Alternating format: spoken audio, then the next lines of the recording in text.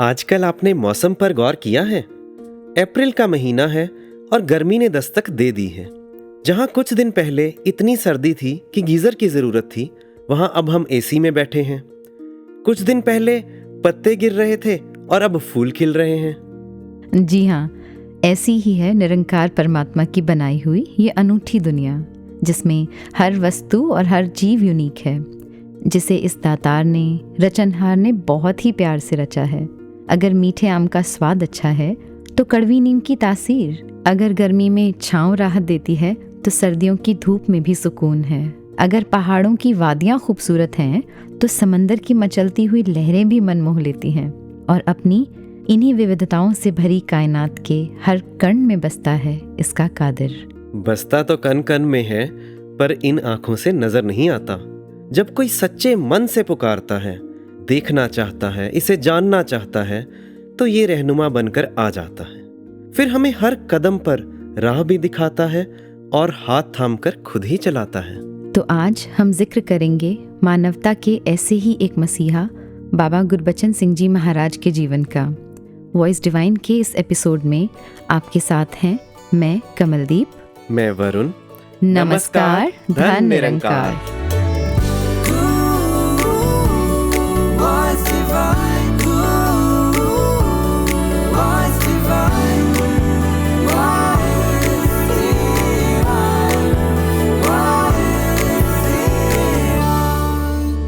कमल जी, जहां हम बात कर रहे हैं युग परिवर्तक बाबा गुरबचन सिंह जी महाराज की जी, तो जहां उन्होंने इस आत्मा की प्यास को इस परमात्मा के साथ जोड़कर बुझाया, वहां साथ ही साथ हमें इस सामाजिक जीवन में कैसे जीना है वो सिखलाइयां भी दी। वो तमाम गुण, तमाम शिक्षाएं जो एक गुरसिख के जीवन में होनी चाहिए, चाहे हम परोपकार की बात करें, एकता, नम्रता, विशालता, ये सारे गुण उन्होंने इनके साथ जीवन जीने का सलीका हमें सिखाया। बिल्कुल सही कहा आपने। और उनकी अनंत शिक्षाओं में से एक शिक्षा जो उनके जीवन के हर पहलू से झलकती है वो है एक्सेप्टेंस, यानी स्वीकार करने का भाव। उनके अपने जीवन में जैसी भी परिस्थितियां आई, उन्होंने सहज में स्वीकार किया और मानव एकता की राह हम सबको दिखाई। आज इसी एक्सेप्टेंस के भाव की चर्चा करेंगे हम इस एपिसोड में। आइए आगे बढ़ने से पहले जुड़ते हैं संपूर्ण अवतार बानी के इस पावन शब्द के साथ। रंग हरे दे रंगया जेड़ा जो करदा जा कहंदा ए। रंग हरे दे रंगया जेड़ा जो करदा जा कहंदा ए। रंग हरे दे रंगया जेड़ा संग हरी दे रहिंदा ए। रंग हरे दे रंगया जेड़ा जो करदा जा कहंदा ए।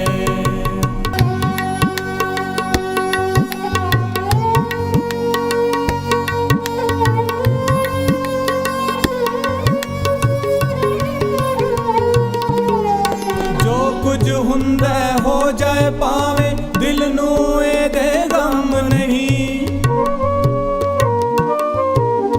जो कुछ हुंदा हो जाए पावे दिल नू एदे गम नहीं। जो कुछ हुंदा हो जाए पावे नाम बिना कोई काम नहीं। जो कुछ हुंदा हो जाए पावे नाम बिना कोई काम नहीं। रंग हरे दे रंगया जेड़ा जो करदा जा कहंदा ए। रंग हरे दे रंगया जेड़ा संग हरी दे रहिंदा ए।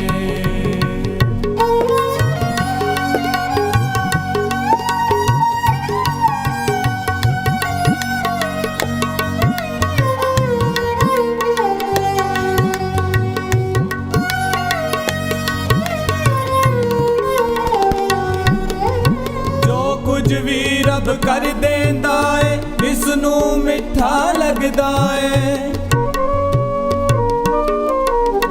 ਜੋ ਕੁਝ ਵੀ ਰੱਬ ਕਰ ਦੇਂਦਾ ਏ ਇਸ ਨੂੰ ਮਿੱਠਾ ਲੱਗਦਾ ਏ। ਜਿਸ ਦੇ ਦਿਲ ਵਿੱਚ 24 ਘੰਟੇ ਨਾਮ ਦਾ ਦੀਵਾ ਜਗਦਾ ਏ। ਜਿਸ ਦੇ ਦਿਲ ਵਿੱਚ 24 ਘੰਟੇ ਨਾਮ ਦਾ ਦੀਵਾ ਜਗਦਾ ਏ। ਰੰਗ ਹਰੇ ਦੇ ਰੰਗਿਆ ਜਿਹੜਾ ਜੋ ਕਰਦਾ ਜਾਂ ਕਹਿੰਦਾ ਏ।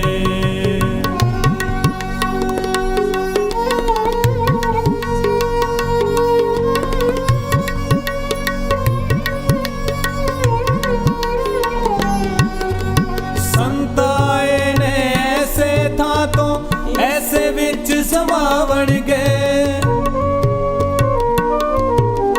ਸੰਤਾਏ ਨੇ ਐਸੇ ਥਾਂ ਤੋਂ ਐਸੇ ਵਿੱਚ ਸਮਾਵਣ ਗਏ। ਇੱਥੇ ਹੱਸ ਹੱਸ ਜੀਵਨ ਕੱਟਦੇ ਅੱਗੇ ਇੱਜ਼ਤ ਪਾਵਣਗੇ। ਇੱਥੇ ਹੱਸ ਹੱਸ ਜੀਵਨ ਕੱਟਦੇ ਅੱਗੇ ਇੱਜ਼ਤ ਪਾਵਣਗੇ। ਰੰਗ ਹਰੇ ਦੇ ਰੰਗਿਆ ਜਿਹੜਾ ਸੰਗ ਹਰੀ ਦੇ ਰਹਿੰਦਾ ਏ।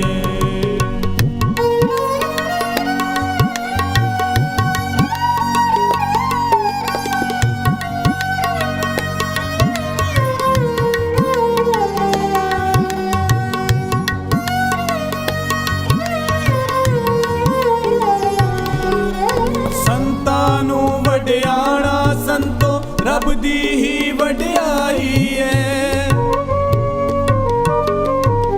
ਸੰਤਾਂ ਨੂੰ ਵਡਿਆਣਾ ਸੰਤੋ ਰੱਬ ਦੀ ਹੀ ਵਡਿਆਈ ਏ। ਕਹਿ ਅਵਤਾਰ ਹਰੀ ਹਰ ਅੰਦਰ ਹੁੰਦਾ ਭੇਦ ਨ ਪਾਈਏ। ਕਹਿ ਅਵਤਾਰ ਹਰੀ ਹਰ ਅੰਦਰ ਹੁੰਦਾ ਭੇਦ ਨ ਪਾਈਏ। ਰੰਗ ਹਰੇ ਦੇ ਰੰਗਿਆ ਜਿਹੜਾ ਜੋ ਕਰਦਾ ਜਾਂ ਕਹਿੰਦਾ ਏ। ਰੰਗ ਹਰੇ ਦੇ ਰੰਗਿਆ ਜਿਹੜਾ ਸੰਗ ਹਰੀ ਦੇ ਰਹਿੰਦਾ ਏ। ਰੰਗ ਹਰੇ ਦੇ ਰੰਗਿਆ ਜਿਹੜਾ ਜੋ ਕਰਦਾ ਜਾਂ ਕਹਿੰਦਾ ਏ। ਰੰਗ ਹਰੀ ਦੇ ਰੰਗਿਆ ਜਿਹੜਾ ਸੰਗ ਹਰੀ ਦੇ ਰਹਿੰਦਾ ਏ। वैसे तो एक्सेप्टेंस एक बहुत ही साधारण सा वर्ड लगता है, पर क्या रियल लाइफ सिचुएशंस में ये इतना आसान है? एक्सेप्टिंग दी situations, accepting events, accepting people, और कभी कभी तो खुद को एक्सेप्ट करना ही मुश्किल लगता है। सही कहा आपने। वरुण जी, आपकी ये बात सुनकर ना मुझे एक एक्टिविटी याद आई जो अभी कुछ दिनों पहले मैंने अपनी क्लास में बच्चों के साथ की। जी। तो इस एक्टिविटी का नाम था सेम बट डिफरेंट। ओके। इस एक्टिविटी में बच्चों को पेयर में डिस्कशन करना था। उन्हें बताना था कि कोई ऐसी 2 बातें जो उनमें सेम हैं और 2 बातें जो डिफरेंट हैं। तो बच्चे हैं, उन्होंने कहा 2 आँखें हैं, 2 कान हैं, हम सेम स्कूल में पढ़ते हैं, यूनिफॉर्म सेम है, और ऐसी बहुत सी सिमिलैरिटीज़ आई। और जब डिफरेंसेस की बात आई तो एक ने कहा मुझे चाइनीज़ पसंद है, तो दूसरे को इटालियन, एक को फुटबॉल पसंद है तो दूसरे को क्रिकेट, और कुछ पेयर्स में तो डिफरेंस ये भी था कि एक बॉय और एक गर्ल। फिर जब हमने ये डिस्कशन किया कि क्या इन डिफरेंसेस की वजह से आप में कन्फ्लिक्ट होना चाहिए, लड़ाइयाँ होनी चाहिए, तो बच्चों को ये बात समझ में आई कि अलग होना गलत नहीं है, लड़ाई की वजह नहीं होनी चाहिए। लड़ाइयाँ तो तब होती हैं जब हम एक दूसरे को एक्सेप्ट नहीं कर पाते इन डिफरेंसेस के साथ, क्योंकि एक को लगता है मुझे फुटबॉल पसंद है तो वो अच्छी गेम है, दूसरे को लगता है कि मुझे बास्केटबॉल पसंद है तो वो अच्छी गेम है और पहले वाले की चॉइस ख़राब है। जब मुझे लगता है कि Chinese is better than Italian तो वहाँ कन्फ्लिक्ट हो जाता है। कमल जी, आप तो बच्चों की बात कर रहे हो, हम बड़े भी कुछ पीछे नहीं हैं। मुझे लगता है मेरे वेज बेटर हैं, मेरा ड्रेसिंग सेंस बेटर है, मेरी नेशनैलिटी, मेरी लैंग्वेजेस सब कुछ बेहतर है, और मुझे लगता है कि सामने वाला इंसान गलत है, जबकि वह गलत नहीं बस मुझसे अलग होता है, और जो डिफरेंसेस हमें यूनिक बनाते हैं हम उन्हें ही लड़ाई का मुद्दा बना लेते हैं। जैसे कि बाबा गुरबचन सिंह जी महाराज ने भी समझाया कि जरूरत इस बात की नहीं कि विभिन्न प्रकार के लोग एक हो जाएं, बल्कि आवश्यकता तो इस बात की है कि उनमें तालमेल बढ़े, मिलवर्तन बढ़े और दूसरे को सहन करने की, बर्दाश्त करने की, समझने की शक्ति भी बढ़े। कितनी सरलता से समझा दिया उन्होंने। वैसे अगर हम एक बार को ये सोच भी लें कि सब हो जाएं वैसे ही जैसे हम हैं या जैसी मैं हूँ, मेरे जैसा ही पहनते हों, मेरे जैसा ही खाते हों, मेरे जैसा ही बोलते हों और हर बात मेरे जैसी हो, वरुण जी कितना बोरिंग हो जाएगा ना। राइट। कुछ नयापन होगा ही नहीं, ना एक दूसरे से कुछ सीखने को रहेगा, ना कुछ सिखाने को, और बात करने का भी कोई खास टॉपिक ही नहीं होगा क्योंकि हम तो सेम होंगे। सोचने में ही कुछ अजीब लग रहा है। कुछ सोचकर ही तो रब ने हम सबको अलग बनाया होगा। सब एक जैसे होते तो ये दुनिया कितनी बेरंग हो जाती। बेहतर यही है कि तुम जैसे हो वैसे रहो, मैं जैसी हूँ वैसी रहूँ, तुम्हें मुझसे शिकायत ना हो और मुझे तुम जैसे हो वैसे ही स्वीकार हो। कमल जी, इसी से ही जुड़ी मुझे कुछ इंग्लिश की लाइंस याद आ रही हैं। You are a good you, I must be me. When I try to be you and you try to be me, neither of us will be happy, neither of us will be unique. The world is full of me who forgot to be. So let's agree, you be you and I will be me. Wow, beautiful lines Varun जी।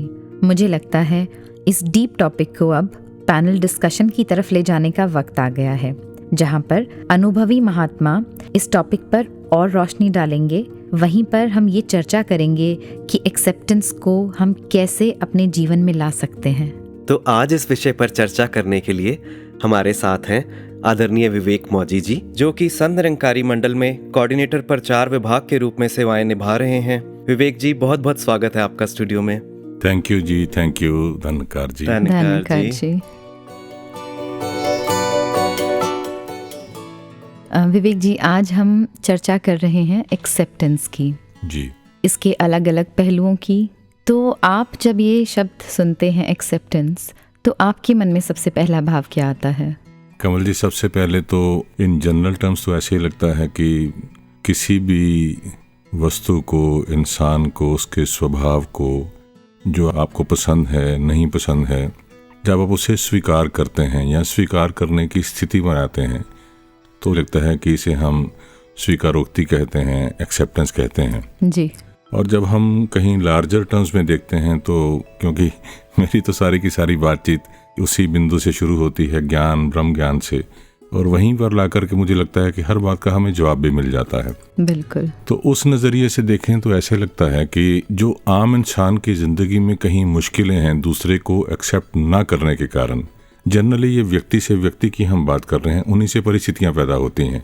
और इसका जो solution है वो इस रूप में सतगुरु ने ब्रह्म ज्ञान के द्वारा हमें दिया कि जब इस ब्रह्म ज्ञान की दृष्टि से दुनिया को देखते हैं तो हमें दो चीज़ें नजर आती हैं।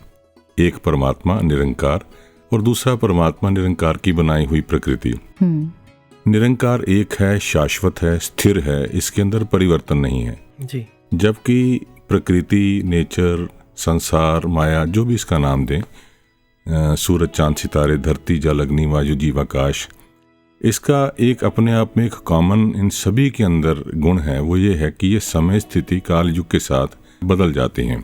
अब होता क्या है कि एक्सेप्टेंस ना होने की स्थिति तब आती है जब आप किसी चीज़ को अपने मन मुताबिक ना पाते हुए स्वीकार नहीं करते हैं।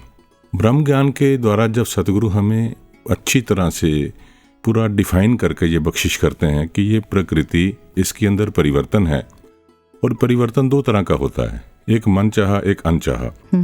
तो जब जब भी परिवर्तन मनचाहा होता है तो जनरली इंसानी फितरत है कि हम बहुत खुश होते हैं जी। कि जैसा चाहा वैसा हो गया। लेकिन जो मुझे लगता है कि जिस एक्सेप्टेंस के उस हाईएस्ट लेवल की हम बात कर रहे हैं, तो वो स्पिरिचुअलिटी हमें ये देती है कि जब हमारे मन मुताबिक नहीं भी चीज़ें होती हैं, अपने आप को उस अवस्था पर लेकर के और एफर्टलेसली इस बात को स्वीकार कर लेना, और उसे मुझे लगता है कि ये अपने आप में एक्सेप्टेंस का एक बेसिक जो आधारभूत इसकी परिभाषा है या व्याख्या है, तो ये जब स्वीकारोक्ति होती है तो उसके अंदर कोई शर्तें नहीं रह जाती कि अगर ऐसा होता तो तब ऐसा होता। तो ये तो सहज रूप में मुझे लगता है कि ये अपने आप में एक्सेप्टेंस का एक बहुत बड़ा फॉर्मूला है जी। बिल्कुल, बहुत सुंदर भाव। आपकी बातों से तो ये बिल्कुल क्लियर हो गया कि सतगुरु की कृपा से ही वो विजडम जीवन में आ सकती है, where we know the difference between what to accept and what to change. जी जी बिल्कुल। और इसमें एक चीज़ और है वरुण जी, कमल जी, कि एक कर्म का क्षेत्र है, एक कर्म फल का क्षेत्र है। मान लीजिए एग्जाम्पल के तौर पर कि कहीं पर एक जगह मैंने, मेरे बच्चे ने, परिवार के किसी मेंबर ने नौकरी के लिए अप्लाई किया जी। अब हमें पता है कि वहाँ जो एप्लीकेंट्स हैं वो 2 लाख हैं और उसमें एक्चुअली वैकेंसीज जो हैं वो 200 लोगों के लिए हैं। तो जाहिर बात है, हमें पता है कि हर एक तो इतना फॉर्चुनेट नहीं हो पाएगा। अब उस वक्त मेरा अपना जो फ़र्ज़, जो कर्म की परिणति है, वो ये है कि अपनी तरफ से पूरी मेहनत करके, पूरा उसके अंदर एफर्ट डाल करके अप्लाई करना है। उसके बाद अगर वो काम हो जाता है तो इट मीन्स तब भी हम खुश हैं। लेकिन जो एक्सेप्टेंस की एक हाईएस्ट लेवल जिसकी दास बात कर रहा था, वो ये है कि इसके बाद भी अगर उनमें से मेरा नाम नहीं आता है या मेरी नाम की रिजेक्शन हो जाती है तो उस वक्त मन मायूस ना हो, क्योंकि मैंने अपनी तरफ से पूरा एफर्ट दिया जी। तो उस वक्त जाकर के फिर ऐसा होता है कि कोई बात नहीं, मैंने अपनी तरफ से किया, हो सकता है मेरे लिए सुखदायी ना रहा हो। तो ये बहुत अपने आप में एक, हालांकि अवस्था ऊंची है, आसान नहीं है, लेकिन सदगुरु की कृपा से जब हम इस बात को छोटी छोटी चीज़ों में रोज़ाना की ज़िंदगी में जीते हैं, जैसे घर परिवार में हमारे रिश्ते हैं कि जो जैसा है उसे वैसा देखना, उसे वैसा ही स्वीकार करना, यानी निरंकार ने, परमात्मा ने जिसे बनाया है उसे एक यूनिक, उसकी एक नेचर दी है, स्वभाव दिया है। तो जब हम उसे उस स्वभाव के साथ ही कहीं एक्सेप्ट कर लेते हैं कि कभी कभी देखा है कि रिश्तों में धीरे धीरे बढ़ते बढ़ते इतनी आगे तक दूरियां बढ़ जाती हैं कि ज़िंदगी का बहुत सारा हिस्सा वरुण जी इसी में बीत जाता है कि वो मेरे मुताबिक क्यों नहीं चल रहा या वो मेरे मुताबिक क्यों नहीं चल रही। तो मुझे ये लगता है कि बजाय इससे हम इतना एफर्ट करें कि वो क्यों नहीं मेरे मुताबिक बदल रहे, हम जितना एक्सेप्ट करते हैं और अपने आप को कोशिश करते हैं कि मेरे अंदर अगर कहीं कोई परिवर्तन करके मेरे घर में, परिवार में, आपसे रिश्तों में कहीं मधुरता आ सकती है तो मुझे अपने आप को बदल लेना चाहिए। खुद को बदलना, दूसरे को एज इट इज़ एक्सेप्ट करना, मुझे लगता है कि ये भी अपने आप में एक बहुत बड़ी बात है। तो विवेक जी, जो आपने ये जिक्र किया, एक जो परमात्मा कर रहा है, निरंकार जो कर रहा है, उसको एक्सेप्ट करने की बात, वो एक अवस्था की बात कि एक हाईएस्ट लेवल जी। तो फिर जहाँ अरदास की बात आती है, गुरसिख तो एक अरदास भी करता है, गुरसिख एक प्रेयर की बात आती है, हम जिक्र करते हैं कि सतगुरु माता जी कृपा करो। तो जहाँ हमें अरदास करनी है उस वक्त, तो वो अरदास और एक्सेप्टेंस, वो अगर एक्सेप्टेंस ही आ गई उस लेवल की, तो फिर क्या हमें अरदास नहीं करनी चाहिए?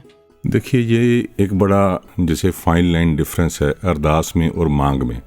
अक्सर कई बार हमारे मन के अंदर कोई धारणाएं होती हैं किसी चीज़ को लेकर के, किसी वस्तु को लेकर के, किन्हीं हालातों को लेकर के, मतलब डीप विद इन में सोच रहा होता हूँ कि अगर ऐसा हो जाए, और मेरी ज़ुबान ये कह रही होती है कि सच्चे पातशाह कृपा करो, बख्शिश करो। लेकिन मुझे एक बात याद आ रही है तो बड़ी हंसी की, कि एक पेशेंट डॉक्टर के पास जाता है और डॉक्टर के पास जाके कहता है कि डॉक्टर साहब बड़ी हाई ग्रेड फीवर है, कल से परेशान हूँ, सर दर्द हो रहा है, बड़ी ठंड लग रही है, तो जल्दी से आप ऐसा कीजिए, कोई इलाज कर दीजिए।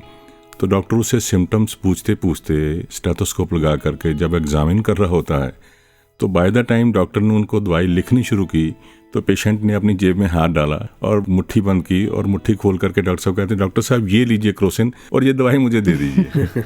तो ऐसे लगता है कि डॉक्टर के पास अगर हम गए हैं और डॉक्टर के पास जाकर के मुझे उसको ये बताने की थोड़ी ज़रूरत है कि मुझे यही वाली दवाई चाहिए, तो फिर तो डॉक्टर की ज़रूरत ही नहीं है। अरदास वास्तविकता में अनकंडीशनल होती है। अरदास तो अपने आप में ही एक ऐसी मुकम्मल है जिसमें कोई मांग नहीं होती जी। और अरदास पूरी हो या ना हो ये हमारे बस में नहीं है। गुरसिख तो अरदास करके बस समर्पित कर देता है, सच्चे पातशाह तू जाने और तेरा काम जाने। तो मुझे लगता है कि ये अपने आप में एक अवस्था अगर हमारी बन जाती है तो हमारे लिए भी सुखदायी होती है, हमें भी बिल्कुल चैन, सुकून और निरंकार से जुड़ाव की अवस्था मिल जाती है। बहुत सुंदर भाव। विवेक जी, आपका बहुत बहुत धन्यवाद। अपने बिजी स्केड्यूल में से आपने टाइम निकाला और हमारे साथ इस चर्चा का हिस्सा बने। थैंक यू जी, शुक्रिया जी, धन्यंकार जी। धन्यंकार जी। अपना बना के तूने एहसान कर दिया है, ये तेरा शुक्रिया है, ये तेरा शुक्रिया है। अपना बना के तूने एहसान कर दिया है, ये तेरा शुक्रिया है, ये तेरा शुक्रिया है।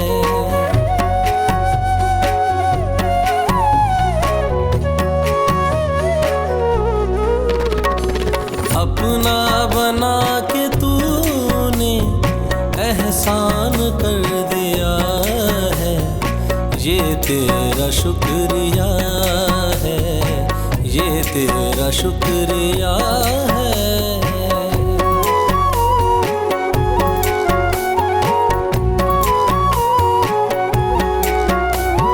दुनिया है ऐसा सागर जिसमें भरम भरा है, दुनिया है ऐसा सागर जिसमें भरम भरा है। उलझन है हर कदम पर, ऐसा ये रास्ता है। तेरी रहमतों ने आकर, तेरी रहमतों ने आकर हमको बचा लिया है, ये तेरा शुक्रिया है, ये तेरा शुक्रिया है, ये तेरा शुक्रिया है। अपना बना के तूने एहसान कर दिया है, ये तेरा शुक्रिया है, ये तेरा शुक्रिया है। अपना बना के तूने एहसान कर दिया है, ये तेरा शुक्रिया है, ये तेरा शुक्रिया है।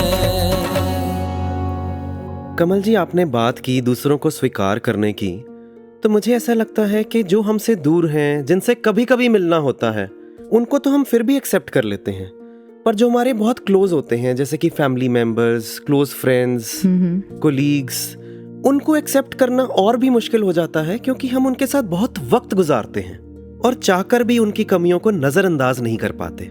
सही कहा आपने वरुण जी, लेकिन ये भी तो सच है कि कमियां हम सब में होती हैं, कोई भी फ्लॉलेस नहीं होता। और अगर आप सोच कर देखें तो जहाँ पर भी कहीं एडजस्टमेंट इश्यूज़ आते हैं, अगर हम किसी को भी सोचें तो अपनी अपनी जगह तो दोनों ही सही होते हैं। अभी कुछ दिनों पहले ही एक इमेज देखी व्हाट्सएप पर, उसमें ग्राउंड पर 6 नंबर लिखा हुआ था, जिसके दोनों तरफ 2 लोग खड़े हैं। एक को वही नंबर 6 नज़र आ रहा है, पर दूसरे को वो 9 नज़र आ रहा है। अब नंबर तो सेम ही है, लेकिन दोनों का उसको देखने का नज़रिया अलग अलग है। अब अगर दोनों अपनी अपनी बात पर अड़ जाएं और एक दूसरे के पर्सपेक्टिव को समझने की कोशिश ही ना करें, तो सोचें फिर क्या होगा। फिर तो कॉन्फ्लिक्ट ही होगा। एग्जैक्टली। और जैसा कि अभी आदरणीय विवेक मौजी जी ने उदाहरण देकर समझाया कि ऐसी कन्फ्लिक्टिंग सिचुएशंस में अगर हम अपना विजन ब्रॉड करें, या फिर ये कहें कि जैसे वो बर्ड्स आई व्यू होता है, अगर उस तरह से देखें तो हमें पता लगेगा कि गलत कोई भी नहीं है, दोनों ही अपनी अपनी जगह सही हैं, बस नज़रिया अलग अलग है। कमल जी, यहाँ एक और भी बात है कि अगर मैं अपनी बात सामने वाले को प्रॉपर वे में कम्युनिकेट करूँ, उससे डिस्कस करूँ, सिर्फ इस भाव से नहीं कि मुझे सिर्फ अपना पॉइंट ही प्रूव करना है, मैं दूसरे का पर्सपेक्टिव भी अगर समझूं, सुनने की क्षमता भी रखूं, तो चीजें आपस में ऐसे ही रिजॉल्व हो सकती हैं। सही कहा वरुण जी आपने, पर फिर भी कई बार ऐसा होता है कि बहुत प्रयास के बाद भी हम एक दूसरे के नज़रिए को समझ नहीं पाते। अगर कभी ऐसा हो तो फिर बिना अपने मन में किसी भी तरह की नेगेटिविटी रखे हुए, अपनी ईगो को साइड करते हुए उस परिस्थिति को एक्सेप्ट करें, एक दूसरे को समय दें सेल्फ इंट्रोस्पेक्ट करने के लिए और निरंकार पर छोड़ दें, फिर जो होगा अच्छा ही होगा। यहाँ एक और बात भी है कि जो मुझे अच्छा लगता है, मुझे पसंद है, उसकी तो मुझे गलतियां भी नजर नहीं आती, या फिर मैं यूं कह लूं कि जिससे मेरे 4 काम निकलते हों उसकी गलतियों को तो मैं नज़रअंदाज भी कर दूंगा, और जहां ज़रूरत नहीं है वहां उन रिश्तों को मैं किनारे भी कर देता हूं, फिर चाहे वो मेरे करीबी हों या दूर के। परिवार में तो कभी कभी ऐसे लगता है कि जैसे मेरी ड्यूटी ही लगी हो कमियां ढूंढने की। फिर मैं इस बात को भूल जाता हूं कि गलत मैं भी हो सकता हूं। सही कहा आपने। और वास्तव में कौन सही है कौन गलत, शायद इसका फैसला तो मैं कर ही नहीं सकता। मैं तो अपने लिए ही अरदास करूंगा कि ये शुरुआत अपने आप से हो, अपने परिवार से हो। तो अब चलते हैं अपने अगले सेगमेंट की ओर, जब माना तब जाना, जिसका आज हम अलग ही रूप लेकर आए हैं। वो कैसे? अक्सर इस सेगमेंट को हमारे मेहमान अकेले ही निभाते हैं, but this time we are fortunate to be part of this discussion. Great. तो आज हमारे बीच हैं आदरणीय बहन रंजीत चितकारा जी, जो कि एक पुरातन संत हैं और अनेकों सेवाएं निभा रहे हैं। आदरणीय रंजीत जी, आप जी का स्वागत है वॉइस डिवाइन में। धन्यकार जी। धन्यकार जी।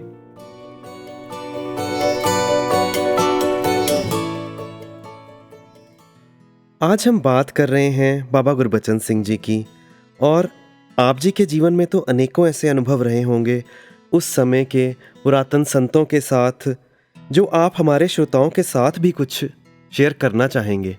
वरुण जी, वैसे तो बाबा गुरबचन सिंह जी निम्रता, सहनशीलता और विशालता के प्रतीक थे, इसीलिए उनको मानवता का मसीहा भी बोला जाता है जी। लेकिन दासी को एक बात ध्यान में आ रही है कि एक बार हजूर सच्चे पातशाह हापुड़ टूर करने के लिए जब आए तो सत्संग का प्रोग्राम एक गांव में रखा गया था। बरसात भी हो रही थी, रास्ते भी कीचड़ के भरे हुए थे, तो चलते चलते गाड़ी रास्ते में रुक गई। जो महापुरुष 2 साथ में आए हुए थे उन्होंने उनको ठीक करने की कोशिश तो करी, लेकिन किसी भी कारण से वो गाड़ी ठीक नहीं हो पाई। तो बाबा जी स्वयं गाड़ी से नीचे उतरे और नीचे उसके लेट के कुछ पॉइंट उन्होंने देखा और गाड़ी ठीक हो गई। तो जैसे ही गाड़ी ठीक करके बाबा गुरबचन सिंह जी महाराज बाहर आए तो कपड़े स्वाभाविक है उनके बहुत ज़्यादा ख़राब हो चुके थे। अब ये लग रहा था कि अब संगत में कैसे जाएंगे गांव में। तो दासी के पापा जो साथ में थे तो उन्होंने बोला, बाबा जी कपड़े तो बहुत गंदे हो गए हैं, अगर इनको चेंज कर लें। तो बाबा जी ने जो जवाब दिया उनको सुन के हम सारे के सारे ही बिल्कुल खामोश हो गए। कहने लगे, नहीं, मैं कोई अपने कपड़े विखाण थोड़ी जा रहे हैं, मैं तो इस सच दी आवाज़ नूं देना है, मैं तो इस निरंकार दी गल करन जा रहे हैं। और वो उन्हीं कपड़ों में सत्संग में गए और संगत भी इतनी भरपूर आई और उन्होंने अपनी रहमतें दी। तो ऐसी थी उनकी निम्रता, ऐसी थी उनकी सादगी और ऐसी थी उनकी विशालता, जो कभी भी भुलाई से नहीं भूलती है। क्या बात है। बहुत सुंदर भाव, और साथ ही ये प्रेरणा भी दी कि कैसे हमने सिर्फ बाहरी दिखावे पर नहीं जाना, सिर्फ अपने बाहरी व्यक्तित्व पर नहीं जाना, बल्कि अपने अंतर मन को इतना निखारना है, अपने खूबियों को इतना निखारना है कि हम भी इस संदेश को इसी तरह अपने कर्मों द्वारा सब तक पहुंचा सकें। जी। और आप जी के जीवन में तो ऐसी और अनेक अनुभव रहे होंगे, तो आप और कुछ हमारे साथ साझा करें जिससे हमारे श्रोताओं को भी प्रेरणा मिले। हाँ जी, एक बार दासी सुबह संगत में गई तो परम आदरणीय शास्त्री जी स्टेज पर विराजमान थे, और जैसे ही विचार की शुरुआत उन्होंने करी तो यही बोला कि मुस्कुरा के टाल दो हर बात को, बात तो बात है, बात की क्या बात है। वाह। और इसी को आगे उन्होंने करते हुए ये बोला कि जब किसी से कोई गलती हो जाती है, अगर एक पल के लिए ये सोच लें कि ये गलती मेरे से भी हो सकती थी, तो हम किसी को, सामने वाले को कुछ नहीं कह सकते और बात ख़त्म हो जाती है। तो 2 दिन छोड़ के ही दासी के घर में महापुरुषों का नाश्ता था, तो बिटिया ने बोला कि मम्मी आज कस्टर्ड मैं बनाऊंगी। तो मैंने बोला, बच्चे ठीक है। वो ऐसी कुछ कृपा हुई निरंकार की कि वो कस्टर्ड नीचे से लग गया। तो बच्ची भी परेशान हो रही थी कि मम्मी कस्टर्ड तो सारा ख़राब हो गया। एक बार पल भर के लिए मन में आया कि दूध भी गया, चीनी भी, गैस भी, लेकिन उसी पल शास्त्री जी की विचार ध्यान में आ गई कि ये गलती मुझसे भी हो सकती थी, तो इसको मुस्कुरा के कैसे टालना है। फ़ौरन यही शब्द निकले, बच्चे कोई बात नहीं, अभी दूध और आ जाएगा, कस्टर्ड और बना लेते हैं। तो उसी पल ध्यान में आया कि अगर हम गुरु की बात को, अगर हम इसके गुरसिखों की बात को, जो भी वचन आते हैं, अगर उनको जीवन में उतारने का प्रयास करते हैं तो पहले तो घर का माहौल सुंदर होता है, फिर आसपास का सुंदर होता है, और जीवन में हम अपने आनंदमय जीवन को व्यतीत करते हुए आगे से आगे बढ़ते हैं। क्या बात। और वास्तव में जब मेरे मन में ये बात आ जाती है कि गलती मेरे से भी हो सकती जी, है, बिल्कुल। तो फिर वो मन से ही बात निकल जाती है। वो सिर्फ जो माफ़ी मांगनी है वो केवल जुबान पर वो माफ़ी नहीं होती, बिल्कुल। वो दिल से हम उस बात को निकाल ही देते हैं। जी जी जी। एक बात और ध्यान में आई कि अगर उस समय मन की बात मान ली होती तो माहौल कुछ और होता, लेकिन क्योंकि गुरु की वचन ध्यान में आए, अगर उसको मान लिया तो जीवन में आनंद, सहजता और इतना सुंदरता बनी रही कि जीवन एक सुखमय बन गया हमारा।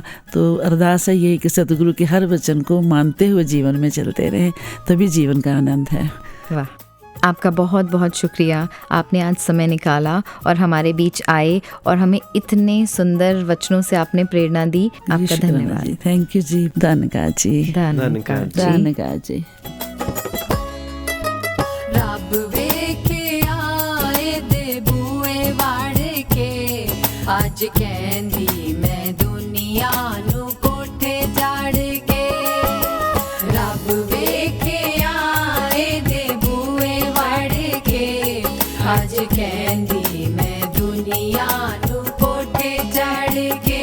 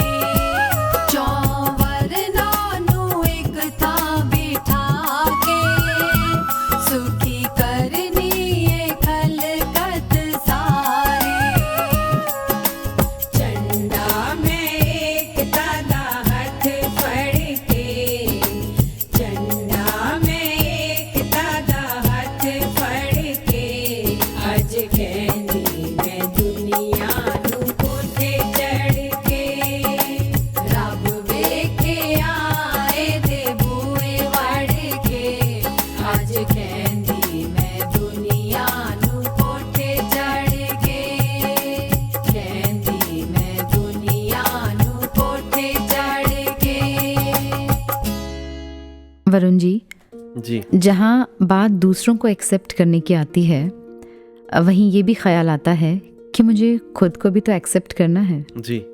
कितनी ही बार ऐसा होता है कि जो ओपिनियन दूसरों ने हमारे बारे में बनाया होता है, हम उसे ही सच मान लेते हैं। हम में कोई कमी है या कोई खूबी है, इसे हम दूसरे की नज़र से देखना शुरू कर देते हैं। हमारे बारे में वो कैसा सोचते हैं, ये हमारे लिए बहुत मायने रखता है। किसी ने तारीफ़ कर दी तो हम खुश हो जाते हैं, और अगर कोई कुछ बुरा भला कह दे या नेगेटिव कह दे तो फिर या तो हमें स्ट्रेस हो जाता है या हमारा कॉन्फिडेंस कम हो जाता है। हम भूल जाते हैं कि हम भी परमात्मा की ही कृति हैं। हमें भी परमात्मा ने बहुत प्यार से, उम्मीद से और अपना अंश देकर बनाया है। जब हम अपने आप को पूरी तरह एक्सेप्ट करते हैं, खुद से प्यार करते हैं, तभी हम दूसरों को भी प्यार दे पाते हैं और जैसे वो हैं उन्हें वैसे ही एक्सेप्ट कर पाते हैं। आपने वो कहावत ज़रूर सुनी होगी, you can't pour from an empty cup. पर कहीं ऐसा ना हो कि मैं ये भूल ही जाऊं कि मुझ में भी कमियां हैं और मैं भी गलत हो सकता हूं। ये बात ध्यान रहे जो कुछ दिन पहले राजपिता जी ने फरमाया कि इस निरंकार का जो ज्ञान मिला है, इसको ढाल बनाकर कहीं ये ना कह दूं कि निरंकार ने तो मुझे ऐसा ही बनाया है, मैं तो बदल ही नहीं सकता। जहां दूसरों की बात आए, वे जैसे हैं उनको वैसे ही एक्सेप्ट करूं, और जहां खुद की बात आए तो खुद को गुरमत के अनुसार और बेहतर करता चला जाऊं।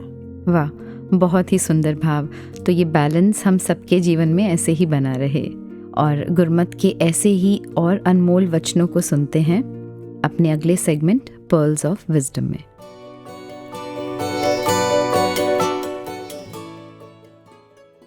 कुछ लोग आए वक्त के सांचे में ढल गए, कुछ लोग आए वक्त के सांचे बदल गए। वक्त के सांचे बदलने वाले बाबा गुरबचन सिंह जी महाराज की अनमोल शिक्षाओं के खजाने से चंद मोती आपके लिए। युग परिवर्तक बाबा गुरबचन सिंह जी महाराज ने न केवल सत्य के ज्ञान रूपी धागे में मानवता को पिरोया, बल्कि मानव एकता के खातिर अपने प्राणों की आहुति दे दी। बाबा गुरबचन सिंह जी महाराज ने फरमाया कि गुरसिख वही है जो परमेश्वर की रजा को हंस हंस कर हृदय से स्वीकार करे। गुरसिख को पूरा यकीन हो कि मेरा प्रभु कभी कुछ भी गलत नहीं कर सकता मेरे साथ। प्रभु की इच्छा में कोई भी काम मेरे लिए नुकसान देने वाला या परेशान करने वाला हो ही नहीं सकता। प्रभु के हर फैसले में सुख ही सुख छुपा होता है। कई बार हम उतावले और बेचैन हो जाते हैं, हमें फौरन ही सुख चाहिए होता है। ऐसा नहीं होता, उसके लिए कुछ समय लगा करता है। जैसे एक फलदार वृक्ष होता है, उसके जीवन में भी एक समय ऐसा आता है जब वो पतझड़ के मौसम से गुजरता है, उसके सारे पत्ते झड़ जाते हैं। इसका मतलब ये नहीं कि उस काल में वो वृक्ष बर्बाद हो रहा है, नहीं, बल्कि वो तो उस मौसम में जमीन से अपनी पूरी ताकत ले रहा होता है, अपनी जड़ें मजबूत कर रहा होता है। चाहे बाहर से वो ऐसा दिखाई देता है कि इसके तो पत्ते सदा के लिए समाप्त हो गए हैं, खत्म हो गए हैं, लेकिन फिर कुछ दिनों के बाद हम देखते हैं कि पेड़ पर नई नई कोपलें फूटती हैं, नई नई पत्तियां निकलनी शुरू हो गई हैं, नए नए फूल खिलने शुरू हो गए हैं, और फिर वो पेड़ पहले से भी अधिक फलदार बन जाता है। इसी तरह होता है भक्त का जीवन भी। कभी कोई मुश्किल आ भी जाए तो भक्त कभी दुखी नहीं होता। वो जानता है कि ये भी मेरे प्रभु की कृपा का एक ढंग है। मेरा प्रभु सर्वज्ञ है, सब कुछ जानता है।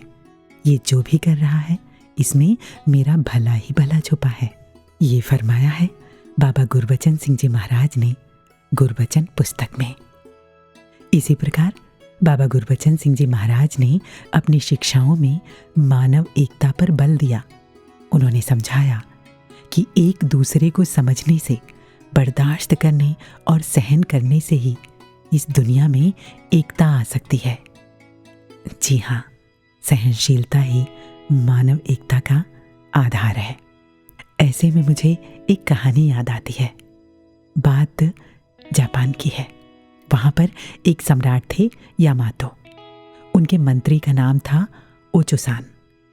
ओचोसान के परिवार में लगभग 1000 लोग थे और वो सभी लोग एकता और मिलवर्तन से रहते थे। उनके परिवार की एकता और मिलवर्तन के किस्से दूर दूर तक मशहूर थे। तो जो जापान के सम्राट थे यामातो, जब उन्हें ये बात पता चली तो उन्होंने सोचा क्यों ना चल के देखा जाए। एक दिन सम्राट ने मंत्री के घर जाने का निश्चय किया। जब वो उनके घर पहुंचे तो देखा कि पूरा परिवार एक साथ बहुत खुश है। सभी लोग मिलजुल कर एक दूसरे के साथ रह रहे हैं। उन लोगों ने मिलकर सम्राट का स्वागत किया। जब सम्राट के जाने का समय आया तो सम्राट ने बुजुर्ग मंत्री से कहा, मैं जानना चाहता हूं कि 1000 लोगों के साथ आखिरकार कैसे ये सामंजस्य बन पा रहा है। कृपया मुझे बताएं कि इस पारिवारिक एकता का राज क्या है। मंत्री ने अपने बेटे को बुलाया, कागज और कलम मंगवाई और उस पर कुछ लिखकर सम्राट को दे दिया। सम्राट इस एकता के राज को जानने के लिए बहुत उत्सुक थे।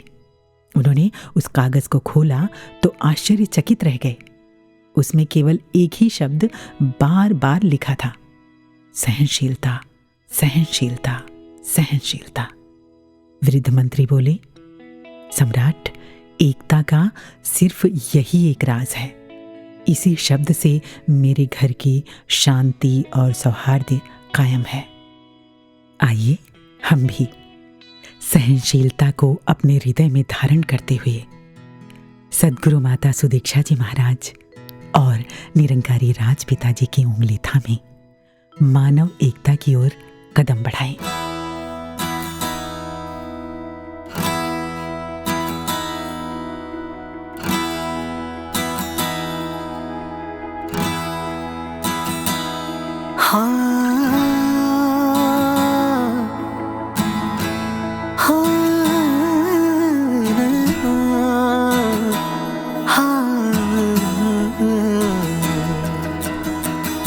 सच्चे ज्ञान दे चानण में हर वार हनेर मिटाया,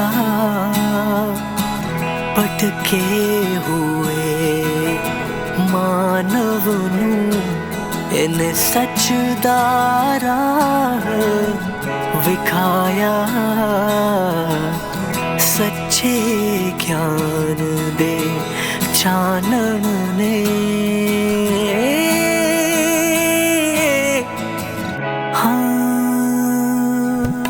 Whenever there is darkness, true master graces with brightness, faith, love and kindness.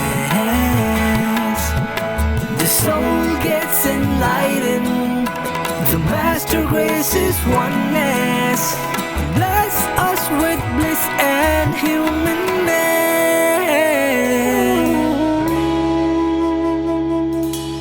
बाबा गुरबचन जद ज्ञान नू दुनिया च फैला रहे सी, जिंदगी दे हर एक पख नू शिखरां ते पहुंचा रहे सी।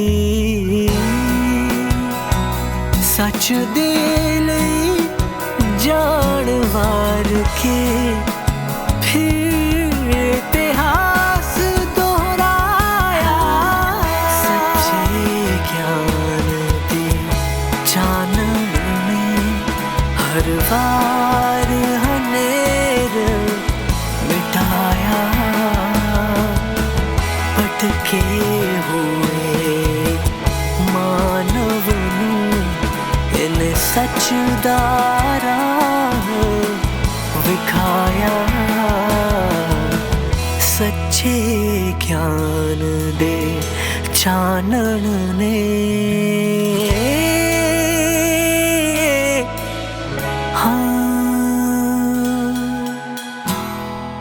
तो अब सुनते हैं आदरणीय भूपेंद्र बेकल जी की ये कविता, जो कि समर्पित है बाबा गुरबचन सिंह जी महाराज को, और जिसे पढ़ रहे हैं आदरणीय पंकज जी।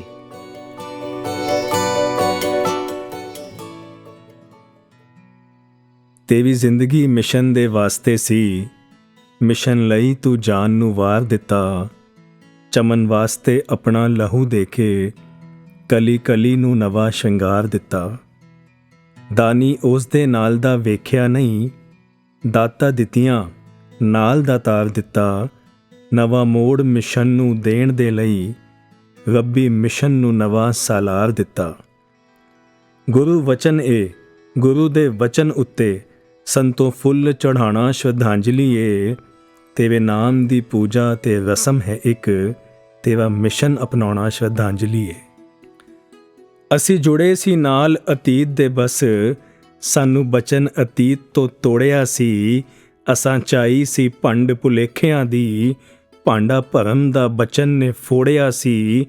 ਗੁਰੂ ਜਿਸਮ ਨਹੀਂ, ਗੁਰੂ ਇਹ ਗਿਆਨ ਦੱਸ ਕੇ, ਗੁਰੂ ਡੰਬ ਤੋਂ ਬਚਨ ਨੇ ਹੋੜਿਆ ਸੀ। ਹਾਜ਼ਰ ਗੁਰੂ ਦੀ ਭਗਤੀ ਹੈ ਅਸਲ ਭਗਤੀ, ਹਾਜ਼ਰ ਗੁਰੂ ਦੇ ਨਾਲ ਹੀ ਜੋੜਿਆ ਸੀ। ਕੱਲ ਵੀ ਗੁਰੂ ਵਿਝਾਣਾ ਸੀ ਗੁਰੂ ਭਗਤੀ, ਅੱਜ ਵੀ ਗੁਰੂ ਵਿਝਾਣਾ ਸ਼ਰਧਾਂਜਲੀ ਏ। ਹਾਜ਼ਰ ਗੁਰੂ ਦੀ ਸੇਵਾ ਸੀ ਮਿਸ਼ਨ ਤੇਰਾ, ਤੇਰਾ ਮਿਸ਼ਨ ਅਪਣਾਉਣਾ ਸ਼ਰਧਾਂਜਲੀ ਏ, ਤੇਰਾ ਮਿਸ਼ਨ ਅਪਣਾਉਣਾ ਸ਼ਰਧਾਂਜਲੀ ਏ। ਤੂੰ ਮਿਸ਼ਨ ਦਾ ਆਗੂ ਨਹੀਂ, ਮਿਸ਼ਨ ਹੀ ਸੈਂ। ਮਾਨਵ ਏਕਤਾ ਲਈ ਵਰਦਾਨ ਸੈਂ ਤੂੰ, ਤੇਰੇ ਵਿੱਚ ਸੀ ਧਰਮ ਸਾਕਾਰ ਹੋਇਆ। ਸੱਚੇ ਧਰਮ ਦੀ ਅਸਲ ਪਹਿਚਾਨ ਸੈਂ ਤੂੰ। ਹਰ ਅਕਲ ਅੰਦਰ ਰੱਬੀ ਨੂਰ ਸੈਂ ਤੂੰ, ਹਰ ਰੂਹ ਦਾ ਦੀਨ ਈਮਾਨ ਸੈਂ ਤੂੰ, ਤੇਰੇ ਉੱਤੇ ਸੀ ਫਕਰ ਇਨਸਾਨੀਅਤ ਨੂੰ, ਦਰਅਸਲ ਮੁਕੰਮਲ ਇਨਸਾਨ ਸੈਂ ਤੂੰ।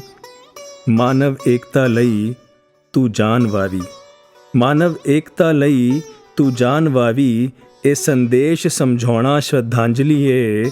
ਖਾਲੀ ਦਿਵਸ ਮਨਾਇਆ ਨਹੀਂ ਗੱਲ ਮੰਨਣੀ, ਖਾਲੀ ਦਿਵਸ ਮਨਾਇਆ ਨਹੀਂ ਗੱਲ ਬੰਨਣੀ, ਤੇਰਾ ਮਿਸ਼ਨ ਅਪਣਾਉਣਾ ਸ਼ਰਧਾਂਜਲੀ ਏ, ਤੇਰਾ ਮਿਸ਼ਨ ਅਪਣਾਉਣਾ ਸ਼ਰਧਾਂਜਲੀ ਏ।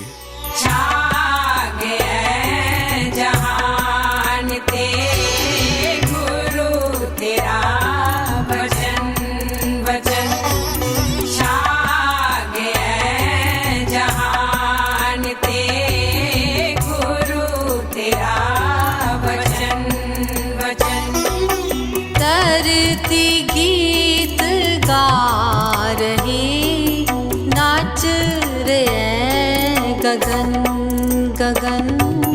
जाग गए जहान ते गुरु तेरा वचन वचन। धरती गीत गा रही, नाच रहे गगन गगन। जाग गए जहान ते गुरु तेरा वचन वचन।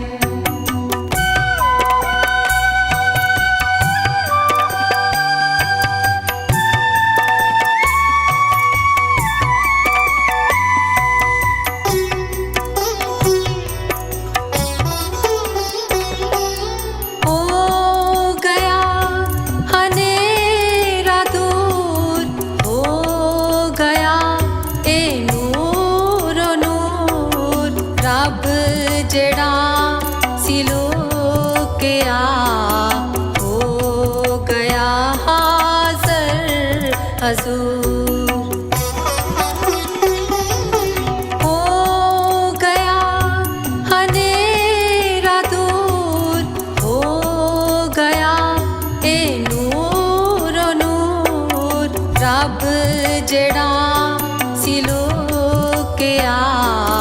हो गया हाज़र हजूर। मुक गैया में पटकना, मन होया मगन मगन। धरती गीत गा रही, नाच रहे गगन गगन। जाग गए जहान ते गुरु तेरा वचन वचन। जाग गए जहान ते गुरु तेरा वचन वचन। गुरु तेरा वचन वचन। गुरु तेरा वचन वचन। कमल जी, एक्सेप्टेंस का विषय कंप्लीट हो ही नहीं सकता जब तक हम सरकमस्टांसेस को एक्सेप्ट करने की बात ना करें। फिर हमारी लाइफ के सरकमस्टांसेस जितना हम सहजता से एक्सेप्ट करते जाते हैं, उतना ही सुकून हमें मिलता जाता है। But easier said than done, है ना? एग्जैक्टली। क्योंकि हम चाहते हैं कि हमारी जिंदगी भी हमारे ही मुताबिक चले, जो हमें अपने लिए सही लगता है वही मिले, और जैसा हम चाहें वैसा ही हो। जब ऐसा होता है तो हम खुश हो जाते हैं, और अगर ऐसा नहीं होता तो निराश हो जाते हैं। पर हमेशा हम एक्सेप्ट कर लें, क्या ये ज़रूरी है? क्या हमें कोशिश नहीं करनी चाहिए परिस्थितियों को बदलने की? हो सकता है हम वाकई उन्हें बदल सकें। बिल्कुल ऐसा हो सकता है। इनफैक्ट मुझे तो लगता है कि एक्सेप्टेंस का मतलब ये नहीं कि हम उस परिस्थिति को स्वीकार करें और फिर निराश होकर एक तरफ बैठ जाएं। जैसे आपने कई बार देखा होगा कि जब कोई एग्ज़ाम होता है जी, और अगर कोई बच्चा उसमें अच्छे से परफॉर्म नहीं कर पाता, तो इसका मतलब ये नहीं कि वो स्वीकार कर ले कि मैं तो अच्छा कर ही नहीं सकता। राइट। भाव तो ये कि हाँ, मैं इस बार अच्छा नहीं कर पाया, पर अगली बार मेहनत करके, कोशिश करके मैं ज़रूर इसमें सफल होऊंगा। और आपने ये बात भी ज़रूर सुनी होगी, change what you can, accept what you can't and ask God for wisdom to know the difference. Right.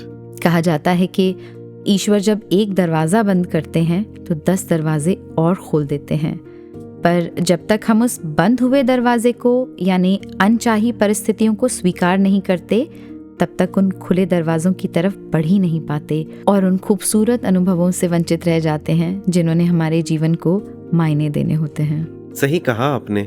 Acceptance का मतलब ये नहीं कि हम हाथ पर हाथ रख कर बैठ जाएं। एक्सेप्टेंस सही मायने में प्रभु की रजा को खुशी खुशी स्वीकार करना है। इसी संदर्भ में बाबा गुरबचन सिंह जी महाराज ने फरमाया, गुरसिख तो वही है जो परमेश्वर की रजा को हंस हंस कर हृदय से स्वीकार करे और उसे पूरा यकीन हो कि मेरा प्रभु दातार कभी भी कुछ गलत नहीं कर सकता। ये जो कुछ करता है मेरे भले के लिए ही है। जब उसकी प्रशंसा होती है तब भी वह बहुत खुश नहीं होता, अभिमान में नहीं आता, और जब उसकी निंदा होती है तो भी उसको बुरा नहीं मानता। दोनों हालातों में वह समान हृदय वाला होता है और अपने प्रभु की इच्छा मानकर शांत चित्त रहता है। बहुत ही सुंदर वचन बाबा गुरबचन सिंह जी महाराज के। वरुण जी, इतिहास साक्षी है कि सद्गुरु के वचनों को जो अपनाता है वही सही मायने में उनका लाभ ले पाता है। सद्गुरु माता सुदीक्षा जी महाराज के चरणों में यही अरदास है कि आपके जो वचन हमारे लिए आ रहे हैं उन्हें अपनाकर हम अपना जीवन संवारते चले जाएं। तो चलते चलते आपको जोड़े जाते हैं सद्गुरु माता सुदीक्षा जी महाराज के पावन वचनों के साथ। तो हमें दीजिए इजाजत। नमस्कार, धन निरंकार।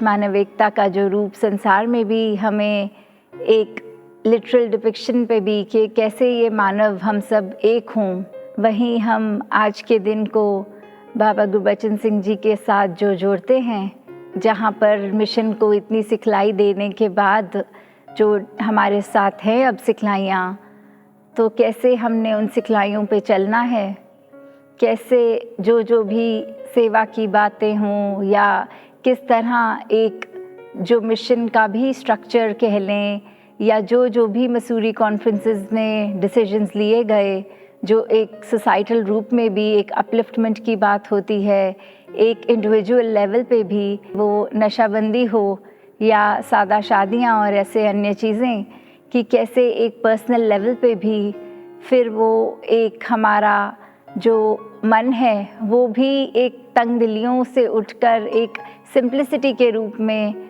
अपने जीवन को एक करेक्ट रास्ते पे, एक उस पाथ पे लेके जाता है।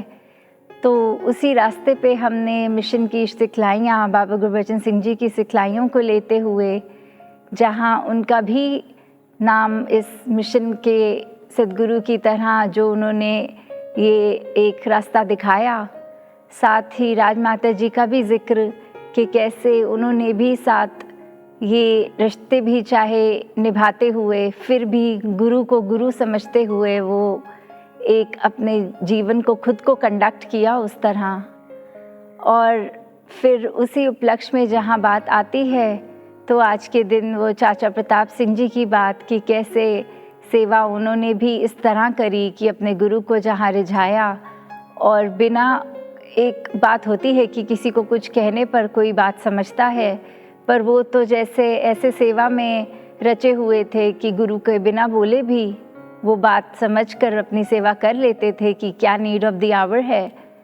तो उनका भी एक आज की जनरेशन तक हम आइडियल एक मानते हुए उनको भी कि जैसे चाचा प्रताप सिंह जी की सेवा थी, तो ऐसे हम में भी जज्बा आए सेवा करने का, एक जोश के साथ, एक उसके साथ कि गुरमत में रहते हुए वो सेवा निभे।